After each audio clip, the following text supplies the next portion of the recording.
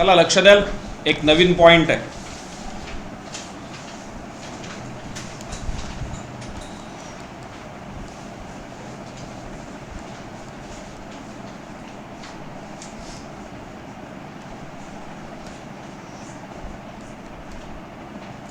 यांचे काय काय प्रॉपर्टीज असतात, गुणधर्म काय असतात, एखाद्या केमिकल रिॲक्शनमध्ये सहभागी होताना काय होतं.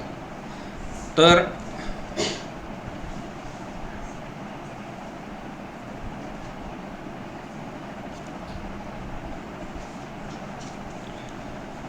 जे इलेक्ट्रॉन असतात ना, इलेक्ट्रॉन मेटल काय करतात, केमिकल रिॲक्शनमध्ये सहभागी होताना यांची टेंडन्सी असते टू गिव्ह इलेक्ट्रॉन. म्हणजे हे इलेक्ट्रॉन काय करतात, देतात, आणि हे काय करतात, टू ॲक्सेप्ट इलेक्ट्रॉन. म्हणजे हे इलेक्ट्रॉन काय करतात, घेतात. बरोबर. मला सांगायला आपण बेसिकमध्ये घेतलं आहे, प्रत्येक ॲटममध्ये जितके प्रोटॉन असतात तितकेच काय असतात, इलेक्ट्रॉन. जितके प्रोटॉन असतात तितकेच काय असतात, इलेक्ट्रॉन. समजा हा सोडियम आहे, याच्याकडे प्रोटॉन आहेत 11, तर इलेक्ट्रॉन पण किती असतील, 11. मी इतक्यात काय सांगितलं की मेटल काय करतात, इलेक्ट्रॉन घेतात का इलेक्ट्रॉन देतात. काय लिहून दिलं आहे बोर्डवरती, इलेक्ट्रॉन. मग हा काय करतो, एक इलेक्ट्रॉन देऊन टाकतो. म्हणजे याच्याकडे इलेक्ट्रॉन किती उरले, 10. मात्र प्रोटॉन किती आहेत. आता याच्यावरती कुठला चार्ज तयार होतो, पॉझिटिव्ह. म्हणजे इलेक्ट्रॉन दिल्यामुळे हे कुठल्या प्रकारचा आयन तयार करतात, पॉझिटिव्ह आयन तयार करतात. आणि इलेक्ट्रॉन घेतल्यामुळे हे कुठल्या प्रकारचा आयन तयार करतात, निगेटिव्ह. कोणाला आठवतं का पॉझिटिव्ह आयनला काय म्हणतात, कटायन का अनायन, कटायन. म्हणजे हे तयार करतात कटायन आणि हे तयार करतात अनायन. मराठीत धनायन आणि ऋणायन तयार करतात.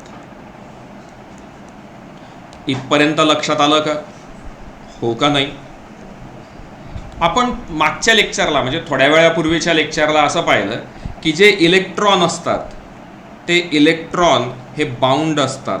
बाउंड असतात म्हणजे बांधलेले असतात. हे कोणाशी बांधलेले असतात, न्यूक्लियसशी बांधलेले असतात. न्यूक्लियसशी बांधलेले असतात म्हणजे न्यूक्लियस त्यांना धरून ठेवतो, बरोबर ना.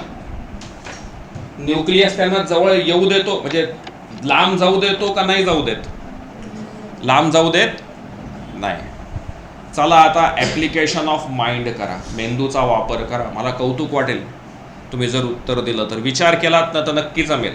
आपण थोड्या वेळापूर्वी असं पाहिलं की पिरियॉडिक ट्रेंड काय होता, आवर्त सारणीतला एक ट्रेंड काय दिसत होता. डावीकडून उजवीकडे जाताना अणूचा आकार छोटा छोटा व्हायचा, हो की नाही. मग मला विचार करून सांगू शकाल का तुम्ही, जर अणूचा आकार छोटा होतोय तिथे काय वाढत होता, अट्रॅक्शन पुल वाढत होता, आकर्षण शक्ती वाढत होती. तर तिथे इझिली इलेक्ट्रॉन दिले जातील का नाही जाणार. विचार करून उत्तर द्यायचं बरं का, घाई नाही करायची. आपल्याला कुठेही बक्षीस जिंकायचं नाहीये. डावीकडून उजवीकडे जाताना अणूचा आकार छोटा छोटा होत होता, बरोबर ना, कारण अट्रॅक्शन पुल वाढत होता. तर इझिली इलेक्ट्रॉन दिले जातील का आता नाही दिले जाणार, नाही दिले जाणार, हो की नाही. आणि वरतून खालती येताना अणूचा आकार वाढत होता कारण इलेक्ट्रॉन न्यूक्लियसपेक्षा लांब लांब जात होते. तर इझिली इलेक्ट्रॉन दिले जातील का नाही जाणार. चला छान, शाबास. मग आता दुसरा विचार करा, मग मेटॅलिक प्रॉपर्टी काय होईल.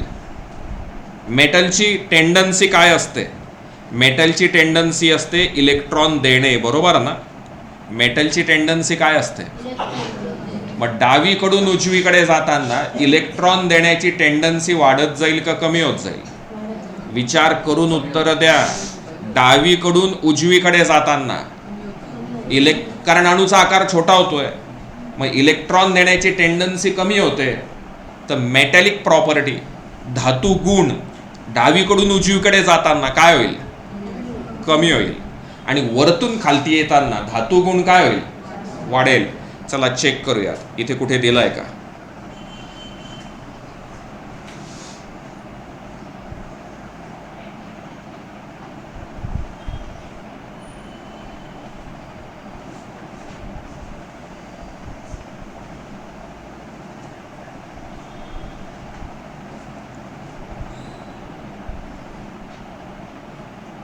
शोधा तर जरा तुम्ही पण, मी पण शोधतो. इथे कुठे दिलं आहे का लाईनमध्ये? मला वाटतं हे इथे दिलं आहे, पण ही लाईन आहे. Therefore, metallic character of element increases while down a group. वरतून खालती येताना मेटॅलिक कॅरेक्टर काय होतोय? वाढतोय का कमी होतोय? वरतून खालती येताना वाढतोय. आणि इकडे हा गुण काय होतोय? वाढतोय का कमी होतोय? कमी होतोय. काय सांगितलं मी? डावीकडून उजवीकडे जाताना, डावीकडून उजवीकडे जाताना धातू गुण हा काय होतो? कमी होतो. आणि वरतून खालती येताना धातू गुण काय होतो? वाढतो. असं का होतं? त्याचं कारण काय शिकलो आपण? हे कारण आहे त्याचं.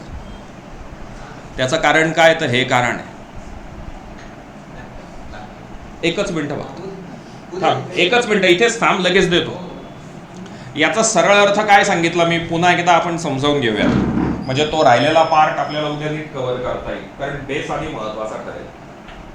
डावीकडून उजवीकडे जाताना जे बाह्यतम कक्षेतले इलेक्ट्रॉन आहेत, आउटर मोस्ट शेल मधले इलेक्ट्रॉन आहेत, they experience greater pull towards the nucleus. ते अणुकेंद्रकाकडे जास्तीत जास्त खिशाव सहन करतात. त्याच्यामुळे केमिकल रिएक्शन मध्ये इझिली ते दिले जात नाही, हे लक्षात घ्या. जर ते इझिली दिले जाणार नाहीये तर केमिकल रिएक्शन मध्ये तर उलट ते दिले जाणार नाही, कारण न्यूक्लियस मधला चार्ज वाढलेला आहे. मग ते इलेक्ट्रॉन देत नाहीत, तर उलट इलेक्ट्रॉन काय करतील? देतील का उलट बाहेरचे खेचून गेले? म्हणजे उलट मेटॅलिक प्रॉपर्टी कमी होते, तर नॉन मेटॅलिक प्रॉपर्टी काय होत जाते? वाढत जाते.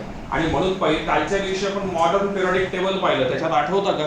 डावीकडे मेटल होते आणि उजवीकडे नॉन मेटल होते. म्हणजे इथून इकडे जाताना मेटल कमी होत जातात आणि कोण वाढत जातात? Non metal. कन्सेप्ट समजली? आज घरी गेल्यानंतर इथपर्यंतची पानं नीट रीड करा. मी जे जे सांगितलंय ते नीट समजावून घ्या. तुमच्याकडे जर तुम्ही गाईड, नोट्स काही विकत घेतले असतील तर तुम्हाला आज घरी जाऊन ॲटॉमिक साईजचा प्रश्न, व्हॅलन्सीचा प्रश्न, या 2 प्रश्नांचा अभ्यास करायचा आहे. अणूचा आकार आणि संयुजा याचा अभ्यास करायचा आहे. तुम्ही याचा प्रॉपर अभ्यास केला, हा बेस कळला, तर मेटॅलिक आणि नॉन मेटॅलिक काय असतं ते पण व्यवस्थित कळेल. म्हणजे उद्या हा लेसन आपल्या इथे संपून जाईल. कळालं? ठीक आहे.